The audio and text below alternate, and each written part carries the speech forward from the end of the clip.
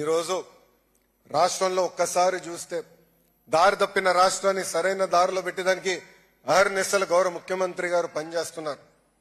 ఆయన వయసు 75 సంవత్సరాలు, కానీ 25 సంవత్సరాలు కుర్రోడ్లాగా పరిగెడతారు. గౌరవ ముఖ్యమంత్రి గారు మొన్న కేబినెట్ మీటింగ్ తర్వాత మా అందరితో భోంచేస్తుంటే ఆయన దగ్గర నుంచి 2 కుర్చీల్లో వదిలేసి అందరం కూర్చుంటున్నాం. అప్పుడు మనసులో అందరం నవ్వుకున్నాం, సూర్యుడి నుంచి కరెక్ట్ డిస్టెన్స్ లో కూర్చోవాలి, దగ్గర కూర్చుంటే ఇబ్బంది, దూరం అవుతే మరీ చలిగా ఉంటుందని. అంటే ఆ ఎనర్జీ, ఆ తపన, రాష్ట్రాన్ని మార్పు తీసుకురావాలి, రాష్ట్రాన్ని ముందలు తీసుకెళ్లాలని అహర్నిశలు ఈ రోజు కూడా కష్టపడుతున్నారు చంద్రబాబు నాయుడు గారు.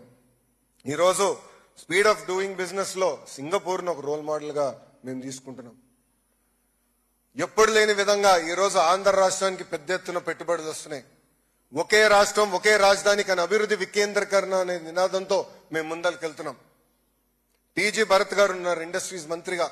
పెద్ద ఎత్తున రాయలసీమకు కూడా పెట్టుబడులు తీసుకొస్తున్నాం. ఈ రోజు మీరు చూస్తే అనంతపూర్ కి కియా వచ్చింది, కర్నూలు అనంతపూర్ జిల్లాకి పెద్ద ఎత్తున రెన్యూబుల్ ఎనర్జీ ప్రాజెక్ట్స్ వస్తున్నాయి.